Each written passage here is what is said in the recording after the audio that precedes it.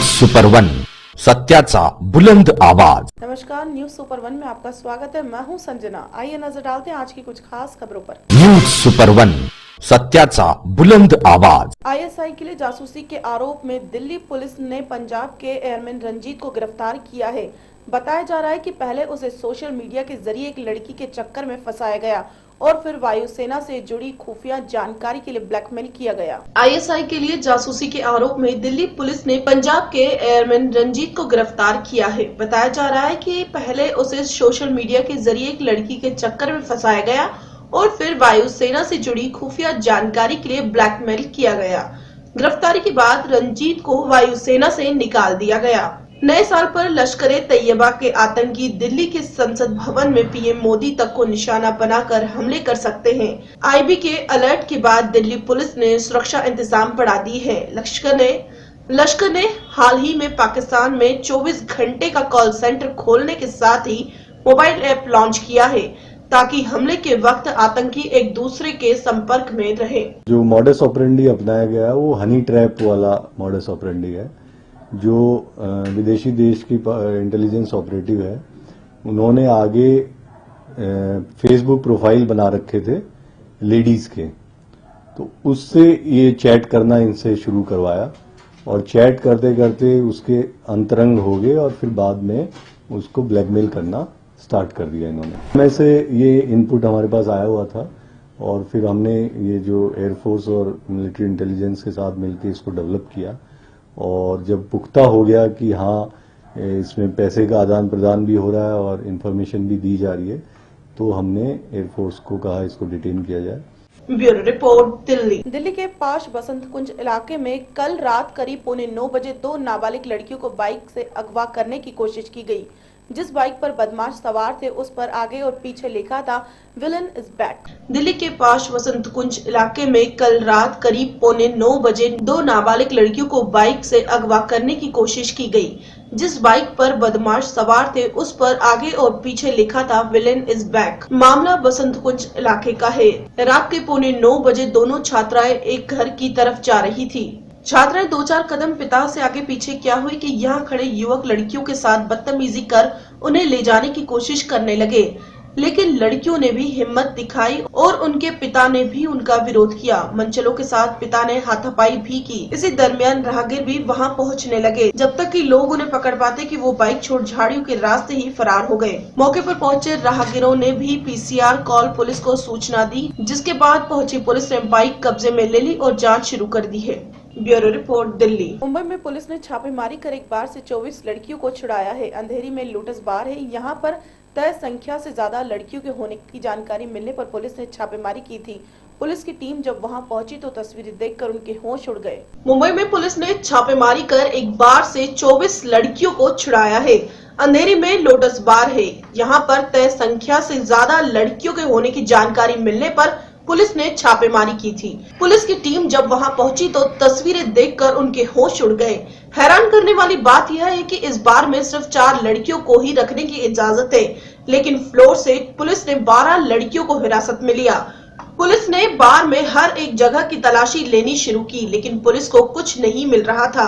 आखिरकार खोजबीन करते हुए पुलिस बार के किचन में जा पहुंची और वहां पुलिस को एक इलेक्ट्रॉनिक बटन मिला जो कि तहखाने का सिग्नल था।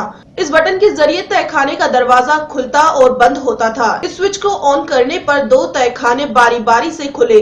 इन तहखानों से पुलिस ने 12 लड़कियों को निकाला। पुलिस ने बार को सील कर दिया है। मालिक और मैनेजर फरार हैं। Bureau report, Mumbai. महोबा तहसील परिसर में दिन दहाड़े उस समय अफरा तफरी मच गई जब 2 लोग असला लेकर पहुंचे और अधिवक्ता पर जानलेवा हमला कर दिया। महोबा तहसील परिसर में दिन दहाड़े उस समय अफरा तफरी मच गई जब 2 लोग असला लेकर पहुंचे और अधिवक्ता पर जानलेवा हमला कर दिया। इससे पहले कि कोई अनहोनी होती, साथ ही अधिवक्ताओं ने 2 में से एक आरोपी को पकड़कर पुलिस के हवाले कर दिया। 3 साल पहले ये संतराम त्रिपाठी को मैंने उठवाए थे कपड़े। इसने अपनी झुमकी भी रख दी थी वहाँ पे, तो इसका करीब 24-25 हजार रुपया हो रहा था।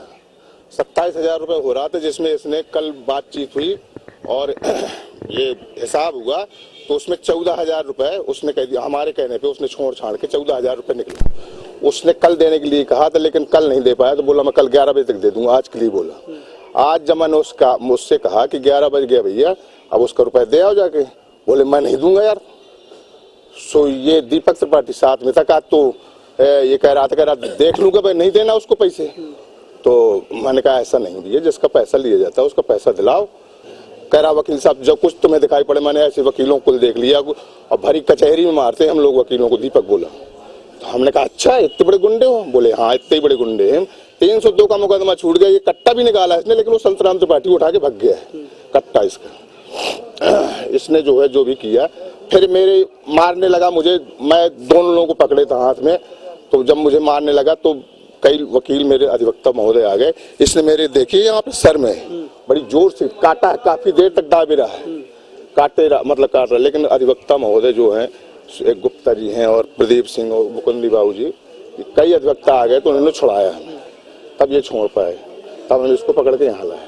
प्राणघातक हमला था। प्राणघातक कट्टा लिए था हाथ में, मुंह से इसने काटा, जब वो कट्टा लेके भाग गया। संतराम त्रिपाठी का पूरा रोल है। ये दो, संतराम त्रिपाठी और दीपक त्रिपाठी, ये दोनों पैसे का विवाद पनपा कैसे? चुनावी मसला ये था कि संतराम ने इसका किया था दीपक त्रिपाठी का प्रचार। हमसे कह रहा था आप भी सपोर्ट करिए। मैंने कहा भैया मैं किसी का सपोर्ट नहीं करूंगा। तो बोले करना पड़ेगा। तो हमने कहा हमने नहीं करना भैया, तुम अपना करो, अपने गांव की दारी के हिसाब से करो, हमें जिसको करना होगा हम वोट दे देंगे, या सपोर्ट करना होगा जिसको कर देंगे, हम ऐसे किसी को सपोर्ट नहीं करेंगे। इस बात को लेकर के हमने इसके चुनाव के पूर्व भी इससे संतराम से कई बार कहा कि उसका पैसा भिजवा दूं, लेकिन इसने पैसा नहीं दिया। जब ये चुनाव, अब ये देवकांत त्रिपाठी जीत गए चुनाव, तो ये हमसे मतलब हमें कोई गाँवदारी से कोई मतलब नहीं था, लेकिन ये उनकी तरफ हो गए, दीपक त्रिपाठी और संतराम त्रिपाठी ये उनकी तरफ हो गए, और ये इस तरह से जानलेवा हमला हमारे ऊपर गंज का है ये मसला। वहीं हमले से पीड़ित अधिवक्ता के सर पर चोटें आई है। वकील पर हुए जानलेवा हमले की खबर मिलते ही साथी वकील नामबंद होकर कोतवाली पहुंच गए और फरार दूसरे आरोपी को गिरफ्तारी की मांग करने लगे। मामला लेन देन और चुनावी रंजिश से जुड़ा हुआ है। महोबा सदर तहसील परिसर में ग्रामगंज निवासी उपेंद्र कुमार ने 3 वर्ष पूर्व संतराम को अपनी गारंटी पर एक दुकान से 27,000 रुपए के कपड़े उधार दिलाए थे, जिसमें से 14,000 रुपए बकाया थे जो नहीं दिए गए। इसी बीच हुए ग्राम पंचायत चुनाव में दीपक त्रिपाठी चुनाव लड़ रहे थे, जिसका समर्थन करने के लिए संतराम ने अधिवक्ता उपेंद्र से कहा था, लेकिन इनके द्वारा समर्थन न करने से संतराम और दीपक दुश्मनी माने हुए थे। आज दिन दहाड़े उस समय इस मामले ने तुल पकड़ लिया जब तहसील परिसर पहुंचे। संतराम ने अधिवक्ता उपेंद्र ने पैसे वापस करने की बात कही। यहीं से दोनों के बीच विवाद बढ़ने लगा। संतराम ने फोन से अपने साथी दीपक को बुला लिया। दीपक अवैध तमंचा लेकर आया और अधिवक्ता के साथ मारपीट करने लगा। इस मारपीट में अधिवक्ता के सर पर चोटें आई है। इससे पहले कि कोई अनहोनी होती, साथी अधिवक्ताओं को पीटते देख सभी ने आरोपियों को धर दबोचा। इसी बीच संतराम तमंचा लेकर भाग खड़ा हुआ, जबकि दीपक को पकड़कर पुलिस के हवाले कर दिया गया। तहसील परिसर के अधिवक्ता पर हुए जानलेवा हमले की खबर जब बार के अभिवक्ताओं को लगी तो सभी कोतवाली परिसर में इकट्ठा हो गए और आरोपियों के खिलाफ तहरीर देकर दूसरे आरोपी की गिरफ्तारी की मांग करने लगे। वकीलों ने कहा कि यदि पीड़ित अधिवक्ता को न्याय नहीं मिला और आरोपी पकड़ा नहीं गया तो आर पार की लड़ाई लड़ी जाएगी। हम पूरी तरह सुरक्षित हैं, जहाँ भी है, चाहे कोर्ट हो, चाहे तहसील कैंपस हो या कलेक्ट्रेट कैंपस हो, जहाँ भी अधिवक्तागण है वो सब असुरक्षित। और आए दिन जो हो तो ये कोई नई घटना नहीं हुई है, वो तो ये घटना ज्यादा हो गई। और आज कमिश्नर साहब को भी आना था, भीड़ भाड़ भी अधिक थी, इसलिए जो हो तो ये खुल के सामने आ गई। तो ये छोटी मोटी गाली गलौज मारपीट ये तो आए दिन यहाँ करके बातकारी जाते हैं, गुंडे लोग आते हैं, और ये कोई नई घटना नहीं है। और इनसे हमें भारी असुरक्षा है। हमें कोई ना तो प्रशासन सुरक्षा प्रदान कर रहा, ना ही राज्य सरकारें कुछ इस कदम के लिए कोई सुरक्षा प्रदान कर रही। और आप सबको ये जानता भी है कि हम लोगों का जो कार्य है वो सब जो हो तो इन्हीं लोगों से संपर्क वाला है। अब जो चुनावी रंजिश के लिए इन्हें मारा वो तो सब अधिवक्तागण ना होते। बाहर पे जाएंगे, ऊपर भी अधिकारियों से वो इस विषय में अवगत कराएंगे, शासन को भी अवगत कराएंगे, और हम अपने जो बार एसोसिएशन के अध्यक्ष वगैरह हैं सबको अवगत कराएंगे, और इस विषय में हम लड़ाई लड़ने के लिए सभी अधिवक्तागण तैयार हैं। वहीं इस मामले में कोतवाली प्रभारी अब्दुल रजाक ने बताया कि एक आरोपी पुलिस की हिरासत में है। मामला लेन देन का है, तहरीर मिल गई है, मुकदमा दर्ज कर आरोपियों के खिलाफ कानूनी कार्रवाई की जाएगी। इस संबंध में श्री पेंद्र कुमार सिंह एडवोकेट की तरफ से एक तहरीर प्राप्त हुई है और उस तहरीर के आधार पर जो है वो कार्रवाई की जा रही है। इसमें एक व्यक्ति दीपक त्रिपाठी को पकड़ा गया है। कहाँ पे सर ये विवाद हुआ था? ये तहसील प्रेषण में हुआ था क्योंकि साहब का आरोप यह है कि हमसे पैसा मांग रहा था 50,000 रुपये और उसी आधार पर जो है हमने नहीं दिया तो मारपीट की हमसे। महोबा से इसराइल कुरैशी। खबरों में रुकेंगे हम एक छोटे से ब्रेक के लिए। ब्रेक के बाद भी खबरों का सिलसिला लगातार जारी रहेगा। नमस्कार। नववर्ष के शुभ अवसर पर के सभी दर्शकों को मेरी हृदय से शुभकामनाएं। Sir hello sir, hello ma'am. देखिए भाई साहब, हमारे पास टाइम नहीं है। हाँ सर, वो तो हमें पता है कि आपके पास ज्यादा टाइम नहीं है। इनफैक्ट मैडम के पास भी टाइम नहीं है। Madam, how about gifting a head to sir and sir you can give one sir to madam too. ये देखिए, ये मार्केट में नया है, माचो कूल डूड का सर। मैम ये देखिए, डांसिंग डीवा है, इसमें 3 हेयर स्टाइल भी मिल जाएंगे और ये गंजे वाले पे 50% ऑफ। इसमें आइंस्टाइन वाला दिमाग है और ये आज का special offer, buy 1 get 1 free. लेकिन आप ये सर क्यों बेच रहे हो? आपका रहेगा नहीं तो दूसरा काम में आएगा ना। अरे सर नहीं सर, रुकिए सर। अरे क्या करें, आपका हेयर स्टाइल खराब हो जाएगा। मैडम को पसीने आ रहे हैं सर, क्या कर रहे हैं आप? रुकिए रुकिए रुकिए तो सर। अगर आपका भी कोई दोस्त हेलमेट नहीं पहनता तो उनको भी एक नया सर गिफ्ट कीजिए ना। 2 साल पहले हुए मनु के हाथ पीले गरीब पिता ने ये नहीं सोचा था कि जिस बेटी को उसने अरमानों के साथ नम आंखों से ससुराल के लिए विदा किया है, उसी की लाश उसके सामने होगी। जी हाँ, ये तस्वीर है महोबा के जिला अस्पताल की, जहां मृतक मनु के मायके पक्ष को दहेज के लोभी ससुरालजन धमका रहे हैं। मनु को जहर खिलाने वाले कातिल अब चाहते हैं कि इनकी असलियत सबके सामने आए, जो मृतक मनु के पिता सामने न ला सके। मामला चरखारी थाना क्षेत्र के गांव बमरारा का है। यहाँ मृतका मनु के पिता मोहन ने महेंद्र से अपनी लाडली बेटी मनु का विवाह किया था। अपनी हैसियत से कई ज्यादा दान दहेज भी पिता ने दिया था ताकि उसकी बेटी को कोई दिक्कत ना हो। मृतका के परिजनों का आरोप है कि शादी के कुछ दिन बाद से ही उनकी बेटी को मोटरसाइकिल और 1 लाख रुपए के पीछे परेशान किया जाने लगा था और मृतका के जेठ जेठानी उस ससुराल वालों ने उसको आए दिन मारना और लड़ना शुरू कर दिया। मायके पक्ष का आरोप है कि कल उनकी बेटी को जबरन जहर खिलाकर और गला दबाकर हत्या की गई है। अब ये कुछ भी उन करूँगा मैं तो वहाँ पे आता नहीं। इससे पहले लड़की ने कुछ शिकायतें की थी आपको? 20 दिन रात में जब रंगन पहुँचा तो मोड़ी कहा था कि दम हो जाए, बहुत परेशान कर। परसों हैरान था, हमारे बहन वही बहन रोज उनके घर जाते रहे। मोल रोज जेवर पर साल राजेश ने जेवर निकाल लो, जेठ ने हर साल मचा रहे थे। वहाँ 2 महीना 4 महीने घर छोड़ रहे थे, चाहते ना थे। और फिर बोले 1 लाख रुपये लगा मोटरसाइकिल में, नहीं तो अपनी बिटिया घर बैठी। किसने कहा था ये? राजेश ने। कौन है राजेश? राजेश कौन है तुम्हारी लड़की का? मेरी लड़की का जेठ। मोटरसाइकिल की मांग? हाँ, मोटरसाइकिल 1 लाख रुपया। मोटरसाइकिल बोले 1 लाख रुपया लगना, नहीं तो अपनी बच्ची हमारा लड़का ऐसी करती। आपको क्या गया है? अब हमें खुद जो लगा कि आपके गर्दन सूजी बताए हमें बनाए और गर्दन सूजी बताए, मैंने पूछो बनाए थे नहीं कहा कैसे बोले कि तो घाटी सूजी है हमसे और बोले चाहे का चुभा हो। अब हमें जो लगा कि मोड़ी से गर्दन मोड़ी मस्त ये लड़क तो रहे सब घर। वो एक जेठानी है, वह परेशान करे नहीं। इनके 2 भाई हैं, वे परेशान कर रहे। वो लड़का हमारे दमान लड़का खा पियाएंगे सर मंजूरी कर ज्यादा तक पूछ लो जिसकी हो चरखारी में तो लड़का।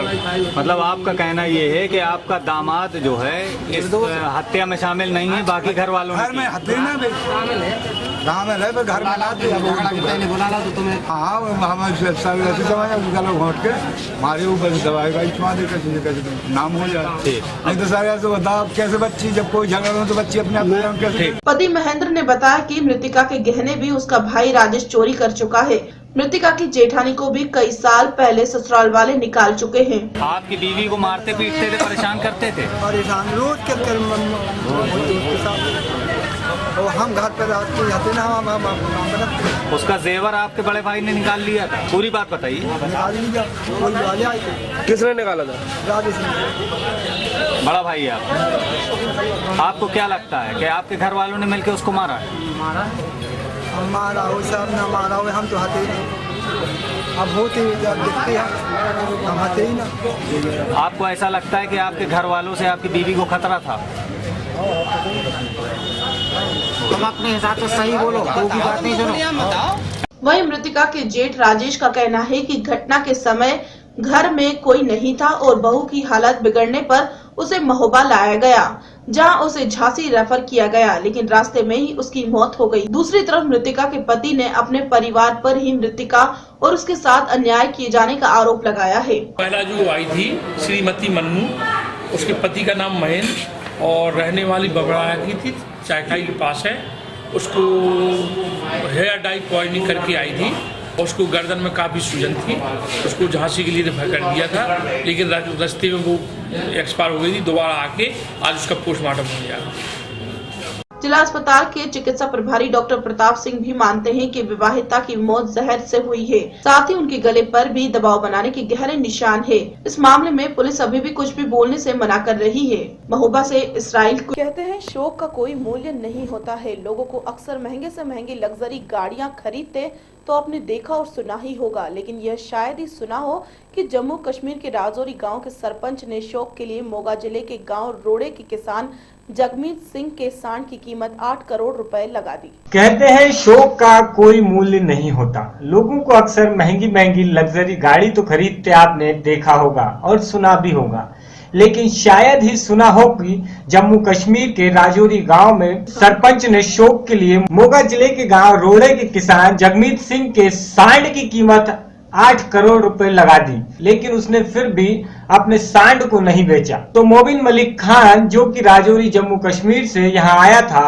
उससे उस सांड की बच्ची यानी कि उसकी औलाद भैंस को किसान से 50 लाख में खरीद लिया। यह नस्ल रवि नीली की है और भैंस रोजाना 25 किलो दूध देती है। सांड की उम्र 8 साल है, जबकि भैंस 4.5 साल की है। सांड पंजाब में लगते पशु मेलों में करीब 25 लाख के इनाम जीत चुका है और यह भैंस भी 2 बार पंजाब के पशु मेले में से पंजाब के मुख्यमंत्री द्वारा दिए इनाम जीत चुकी है। किसान जगमीत सिंह इस सांड से करीब 1.5 लाख रुपए महीना स्पर्म बेचने पर कमाई होती है। उसका कहना है कि इस सांड को किसी भी कीमत में नहीं बेचेगा। ਜਿਹੜੇ ਜੀ ਇਹ ਮੱਝ ਹੈ 2 ਵਾਰੀ 2014 ਤੇ 15 ਦੇ ਵਿੱਚ ਮੁਕਤਸਰ ਸਾਹਿਬ ਤੇ ਚੈਂਪੀਅਨ ਰਹੀ ਹੈ। ਹੁਣ ਤੱਕ ਇਹ ਮੱਝ 10 ਲੱਖ ਰੁਪਏ ਇਨਾਮ ਜਿੱਤ ਚੁੱਕੀ ਹੈ ਤੇ ਬਾਈ ਜੀ ਉਹਨਾਂ ਨੇ ਮਲਕ ਸਾਹਿਬ ਨੇ ਸਾਡੇ ਨਾਲ ਕਨੈਕਟ ਕੀਤਾ। ਜਿਹੜੀਆਂ ਕਿਤਾਬਾਂ ਆਪਣੀਆਂ ਸਰਕਾਰ ਵੱਲੋਂ ਛਪਦੀਆਂ ਉਹਨਾਂ ਤੋਂ ਨੰਬਰ ਲੈ ਕੇ ਸਾਡੇ ਨਾਲ ਕਨੈਕਟ ਕੀਤਾ। ਕਨੈਕਟ ਕਰਕੇ ਪਹਿਲਾਂ ਇਹਨਾਂ ਨੇ ਝੋਟਾ ਮੰਗਿਆ ਸਾਤੋਂ। ਝੋਟੇ ਦਾ ਸਾਡੀ ਤੈਅ ਵੀ ਹੋ ਗਈ ਸੀ 8 ਕਰੋੜ ਰੁਪਏ ਦੀ, ਪਰ ਸਾਡੇ ਬੱਚੇ ਨਹੀਂ ਮੰਨੇ ਵੀ ਨਹੀਂ ਵੇਚਣਾ ਝੋਟਾ, ਵੀ ਘਰੇ ਰੱਖਣਾ ਹੈ। ਤੇ ਉਸ ਤੋਂ ਬਾਅਦ ਫਿਰ ਇਹਨਾਂ ਨੇ ਸਾਡੇ ਨਾਲ ਮੱਝ ਆ ਜਿਹੜੀ ਨੀਲੀ ਰਾਵੀ ਦੀ 2014-15 ਜਿੱਤੀ ਹੈ। ਇਹਦਾ ਸੌਦਾ ਇਹਨਾਂ ਨੇ ਸਾਡੇ ਨਾਲ 50 ਲੱਖ ਦਾ ਕੀਤਾ ਤੇ ਇਹ ਜਿਹੜਾ ਸਾਨ ਹੈ ਇਹ ਹੁਣ ਤੱਕ 20 ਤੋਂ 25 ਲੱਖ ਰੁਪਏ ਇਨਾਮ ਜਿੱਤ ਚੁੱਕਾ ਹੈ। ਤੇ ਜਿਹੜਾ ਇਹਦਾ ਸੀਵਨ ਹੈ, ਸੀਵਨ ਘੱਟੋ ਘੱਟ ਸਾਨੂੰ 1.5 ਲੱਖ ਰੁਪਏ ਦੀ ਮਹੀਨੇ ਦੀ ਆਮਦਨ ਹੈ। ਇਹਦੇ ਕਰਕੇ ਸਾਡੇ ਬੱਚੇ ਇਹਨੂੰ ਨਹੀਂ ਵੇਚਣਾ ਚਾਹੁੰਦੇ। ਸਵਰਗੀ ਮੇਰੇ ਪਿਤਾ ਕੇਰ ਸਿੰਘ ਜੀ, ਜੋ ਕਿ 2 ਸਾਲ ਪਹਿਲਾਂ ਡੈਥ ਹੋ ਚੁੱਕੀ, ਉਹਨਾਂ ਨੇ ਇਹ ਵਚਨ ਕੀਤਾ ਸੀ ਕਿ ਵੀ ਇਹ ਸਾਨ ਨਹੀਂ ਵੇਚਣਾ। ਇਸ ਕਰਕੇ ਮੈਂ ਕਿਸੇ ਵੀ ਕੀਮਤ ਤੇ ਇਹਨੂੰ ਵੇਚ ਨਹੀਂ ਸਕਦਾ। ਜਿਹੜਾ ਮੱਝ ਦਾ ਤੁਹਾਡਾ ਕਿਵੇਂ ਸੌਦਾ ਹੋਇਆ? ਮੱਝ ਦਾ ਸੌਦਾ ਹੋਇਆ ਬਾਈ ਜੀ ਜਸਕਰਨ ਸਿੰਘ ਜੀ ਆ ਖੱਚਰਾਂ ਦੇ, ਇਹਨਾਂ ਦੇ ਬਾਈ ਜੀ ਹੁਣਾਂ ਨਾਲ ਲਿੰਕ ਸੀਗੇ।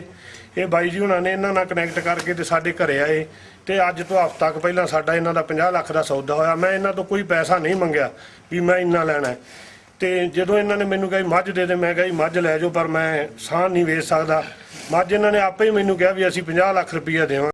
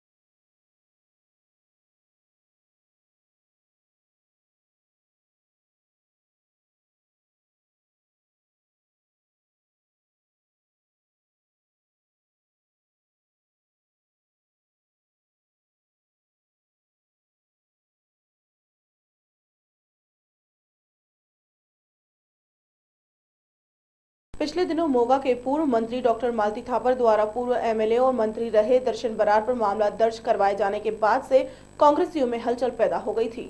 पिछले दिनों मोगा में पूर्व मंत्री डॉक्टर मालती थापर द्वारा पूर्व एमएलए और मंत्री रहे दर्शन बरार पर मामला दर्ज करवाए जाने के बाद कांग्रेसियों में हलचल पैदा हो गई, जिसको लेकर विधानसभा हल्का निहाल सिंह वाला के कांग्रेसी अगु नाहर सिंह बटूर के घर उनकी अगुवाई में एक अहम मीटिंग की गई, जिसमें निहाल सिंह वाला विधानसभा के कांग्रेस आगुओं ने हिस्सा लिया। संबोधन करते हुए कांग्रेसी आगू लाल सिंह ने कहा कि दर्शन सिंह बरार पिछले काफी लंबे समय से कांग्रेस का साथ दे रहे हैं और एक ही ऐसा नेता है जो अकालियों को सबक सिखा रहा है। इसके लिए पार्टी हाईकमान को इन दोनों के मसले को जल्द सुलझा लेना चाहिए, क्योंकि दोनों ही कांग्रेस के पुराने वर्कर हैं और इनके गिले शिकवे आपस में बैठकर हल कर लेना ही ठीक है, क्योंकि समय रहते पार्टी को नुकसान से बचाया जा सकता है। साडी मीटिंग का एजेंडा है जो कुछ दिन पहला साडे मोगे कुछ लीडर ने आपसी मतभेद उभरे है, दर्शन बरार और मालती डॉक्टर मालती थापर ਉਹਦੇ ਪ੍ਰਤੀ ਸੀ ਸਾਰੇ ਜੋ ਮੇਨ ਇਲਾਕੇ ਦੇ ਲੀਡਰ ਇਕੱਠੇ ਹੋ ਕੇ ਇਹ ਮਤਲਬ ਕਿਹਾ ਗਿਆ ਕਿ ਲਾਲ ਸਿੰਘ ਜੀ ਆ ਰਹੇ ਨੇ, ਉਹਨਾਂ ਨੂੰ ਕਹੇ ਜਲਦ ਤੇ ਇਸ ਨੂੰ ਨਿਬੇੜ ਕੇ ਤਾਂ ਜਿਹੜੇ ਵਿਰੋਧੀ ਆ ਇਹਦਾ ਕੋਈ ਫਾਇਦਾ ਨਾ ਲੈ ਸਕਣ। ਅਸੀਂ ਉਹਨਾਂ ਨੂੰ ਬੇਨਤੀ ਕਰਾਂਗੇ ਇਹਨਾਂ ਦੋਨਾਂ ਨੂੰ ਬਿਠਾ ਕੇ ਲੀਡਰਾਂ ਨੂੰ ਇਹੋ ਜਿਹੀ ਜਿਹੜੀ ਜਲਦ ਨਿਬੇੜਿਆ ਅੱਗੇ ਤੋਂ ਕੋਈ ਵੀ ਇਹੋ ਜਿਹੀ ਮਤਭੇਦ ਉਧਰ ਤਾਂ ਕਿ ਉੱਭਰਨ ਤੋਂ ਨਾ ਉੱਭਰ ਸਕੇ। मोगा से विपिन ओकार। गुरदासपुर में 10वीं कक्षा के स्टूडेंट ने एक मल्टीपर्पज ड्रोन तैयार किया है, जो कि अभी तक जितने भी ड्रोन मार्केट में मिलते हैं उन सब से अलग है। गुरदासपुर के लिटिल फ्लावर कॉन्वेंट स्कूल की 10वीं कक्षा में पढ़ने वाले अंशुल अत्री ने बताया कि ऐसा ड्रोन तैयार करने का आइडिया उसे 3 इडियट फिल्म देख के आया और उसने ड्रोन बनाना शुरू कर दिया और 2 महीने की मेहनत के बाद उसको बनाने में कामयाबी हासिल हुई। यह ड्रोन 4 पंखों के फ्रेम पर 8 मोटर और 8 पंखों वाला एक अलग ड्रोन है। इससे इसकी ताकत ज्यादा हो गई है और यह ड्रोन 3 किलोमीटर की ऊंचाई तक 2 से 3 किलो तक का वजन अपने साथ उठाकर उड़ सकता है। मार्केट में ज्यादातर 4 पंखों वाले ड्रोन ही मिलते हैं। ऐसा 8 पंखों वाला जिसके ऊपर और नीचे 4 पंख और मोटर हो, ऐसा ड्रोन नहीं मिलता। इसको 3 अलग अलग सेमी मोड, ऑटो मोड और मैनुअल मोड पर चलाया जा सकता है। इसको बॉर्डर एरिया में निगरानी के लिए भी इस्तेमाल कर सकते हैं। इसके लिए इसमें बॉर्डर मैप को फिट करना होता है और यह अपने आप उड़ेगा और इसमें लगे कैमरे के जरिए आप लैपटॉप की स्क्रीन पर और कैमरे के साथ सेट की गई स्क्रीन के जरिए अपनी जगह पर बैठे बैठे ही सब कुछ देख सकते हैं। इसको खेतों में भी कीटनाशक दवाओं का छिड़काव करने के लिए इस्तेमाल में लाया जा सकता है। ये मेरे बेटे का शुरू तो ही इलैक्ट्रॉनिक चीज़ों वाल इंटरस्ट सी। बचपन च कोई खिलौना ਜਾਂ ਹੋਰ कोई छोटी मोटी इलैक्ट्रॉनिक चीज़ खराब हो जानी तो इन्हें सानू ठीक करके दस देनी। फिर हौली हौली जदों भी मेरे को फ्री टाइम हुंदा, बाकी बच्चे कोई इधर उधर खेडन खुडन च ये अपने कंप्यूटर नैट ਜਾਂ लैपटॉप नाल लगा रहिंदा ते अपने कंप्यूटर दा जरा स्टडी करदा रहिंदा। कुछ देर पहला तकरीबन 1 साल पहला इन्हें प्रोजेक्ट बनाया मोबाइल फोन ते बोल के कमांड देन नाल बिजली दे बल्ब नूं ऑन ऑफ करना। ਉਹ ਇਹਦਾ ਪ੍ਰੋਜੈਕਟ ਜਦੋਂ ਅਸੀਂ ਦੇਖਿਆ ਤੇ ਸਾਨੂੰ ਲੱਗਾ ਵੀ ਇਹਦੇ 'ਚ ਜਿਹੜਾ ਇਹ ਟੈਲੈਂਟ ਹੈਗਾ। ਸ਼ੁਰੂ 'ਚ ਤੇ ਸਾਨੂੰ ਲੱਗਦਾ ਸੀ ਵੀ ਅਸੀਂ ਦੋਨੇ ਮੀਆਂ ਹਸਬੈਂਡ ਵਾਈਫ ਡਾਕਟਰ ਆ ਤੇ ਇਹ ਵੀ ਡਾਕਟਰ ਬਣੇ ਇਨ ਫਿਊਚਰ। ਪਰ ਜਦੋਂ ਇਹਦਾ ਇੰਟਰਸਟ ਇਸ ਚੀਜ਼ਾਂ ਵੱਲ ਦੇਖਿਆ ਫਿਰ ਅਸੀਂ ਇਹਨੂੰ ਥੋੜਾ ਸਪੋਰਟ ਕਰਨਾ ਸ਼ੁਰੂ ਕਰਤਾ। ਇਹਦੇ ਬਾਅਦ ਇਹਨੇ ਇੱਕ ਟੌਏ ਕਾਰ ਵੀ ਬਣਾਈ ਜਿਹੜੀ ਮੋਬਾਈਲ ਫੋਨ ਨਾਲ ਕੰਟਰੋਲ ਕੀਤੀ ਜਾ ਸਕਦੀ ਸੀ। एक 6 ਮਹੀਨੇ ਪਹਿਲੇ ਇੱਕ TCY ਸੈਂਟਰ ਲੁਧਿਆਣਾ ਹੈਕਾਥਨ ਕੰਪੀਟੀਸ਼ਨ ਹੋਇਆ, ਉੱਥੇ ਵੀ ਇਹਨੇ ਪਾਰਟਿਸਿਪੇਟ ਕੀਤਾ ਜਿੱਥੇ 150 ਟੀਮਾਂ ਵਿੱਚੋਂ ਇਹਨਾਂ ਦੀ ਟੀਮ ਪਹਿਲੀਆਂ 10 'ਚ ਆਈ ਸੀ। ਫਿਰ ਹੁਣ ਇੰਸਪਾਇਰ ਅਵਾਰਡ ਦਾ ਕਿਸੇ ਸਾਨੂੰ ਟੀਚਰ ਨੇ ਦੱਸਿਆ ਕਿ ਬੱਚਿਆਂ ਨੂੰ ਸਕੂਲ ਲੈਵਲ ਤੇ ਇੰਸਪਾਇਰ ਅਵਾਰਡ ਕੰਪੀਟੀਸ਼ਨ ਹੁੰਦਾ, ਹੁਣ ਉਹਨਾਂ 'ਚ नहीं है। मैंने ये मल्टीपर्पज़ ड्रोन बनाया है। इसका फ्रेम का मैंने नाम दिया ओक्टा क्वाड। ओक्टा इसके 8 पंखे हैं और 4 इसकी आर्म्स है, इसके क्वाड और कॉप्टर इसके पंखे हैं।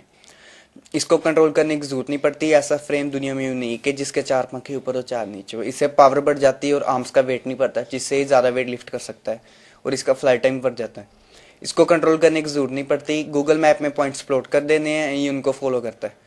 ये सारा कौन सी हाइट पे उड़ रहा है, क्या सेंसर वैल्यू है, कौन से बैरोमीटर की रीडिंग, इसकी जो पंखे कितनी पावर जा रही है, कौन सा क्लॉकवाइज है, कौन सा एंटी क्लॉकवाइज, सारा कुछ लैपटॉप पे या मोबाइल पे बताता है। लैपटॉप पे ये रेडियो के थ्रू बताता है और मोबाइल पे ब्लूटूथ के थ्रू बताता है। इसको मैं रिमोट से 3 किलोमीटर के अंदर अंदर कंट्रोल कर सकता हूँ। अगर इसे ऑटो पे करूँ तो इसकी कोई लिमिट नहीं है। ये सारा कुछ डाटा 3D में रिकॉर्ड भी करता है, बाद में मैं गूगल अर्थ में देख सकता हूँ 3D में। इसको मैं बॉर्डर एरिया पे यूज कर सकता हूँ, जिसमें बॉर्डर का मैप डाल देना है, ये खुद ही उड़ेगा, हर एक लोकेशन कवर करके जो इसमें प्रोग्राम की होगी, कुछ मिस नहीं करेगा। हमने बस बैठ के डिस्प्ले देखना कि कोई प्रॉब्लम ना हो। अगर एग्रीकल्चर में भी कुछ स्प्रे करना हो, इसके नीचे बांध दो, 2 किलो फिलहाल उठा सकता है, पर ज्यादा पंखे लगा के या बैटरी लगा के ज्यादा वेट उठा सकता है। इसके लिए मैप, इसमें एग्रीकल्चर फील्ड का मैप डाल देना, ये खुद उड़ेगा, खुद स्प्रे करके वापिस आके लैंड कर जाएगा।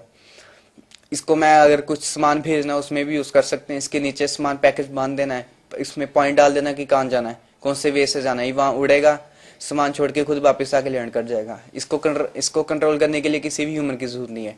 अगर इसे मैनुअली कंट्रोल करना है तो इसके 3 मोड्स, मैनुअल, सेमी मैनुअल और ऑटो। मैनुअल में मेरा इसका सारा कंट्रोल मेरा, किधर को रोटेट करना है, इसका एल्टीट्यूड, थ्रोटल या इसका पिच या रोल, सारा कुछ मेरा कंट्रोल है। अगर सेमी ऑटो में करूँ, ये एल्टीट्यूड खुद मेंटेन रखता है। अगर एक साइड इसका वेट ज्यादा है या कुछ बांध दूं तो ये खुद मेंटेन रखेगा, टिल्ट नहीं करेगा। जब तक मैं इसे अगर आगे जाने के लिए कहता हूँ, चाहे हवा जिधर को भी आ रही हो आगे जाएगा। अगर मैं इसे एक जगह खड़ा करता हूँ तो वो वहीं खड़ा रहेगा जब तक मैं उसे अगली कोई कमांड ना दूं। अगर ये ऑटो पे जा रहा है तो जैसे इसके पॉइंट्स होंगे उनको ही फॉलो करेगा। सरकार को स्टूडेंट्स के लिए हेल्प करनी चाहिए, उनके लिए सामान प्रोवाइड करना चाहिए, क्योंकि इंडिया में सामान मिलता भी बहुत कम है और मिलता भी बहुत महंगा है, क्योंकि ये फॉरेन में या चाइना में बनता है। सरकार को उनके लिए सामान प्रोवाइड करना चाहिए और जो इसके बनाने के जो गाइड्स हैं या मैनुअल्स हैं, इनको इंस्पायर करना चाहिए स्टूडेंट्स को, बाकी को। गुरदासपुर से नरेश शर्मा की रिपोर्ट। खबरों में फिलहाल इतना ही। और भी खबरें जानने के लिए आप देखते रहिए न्यूज़ सुपर 1। तब तक के लिए मुझे दीजिए इजाजत। नमस्कार।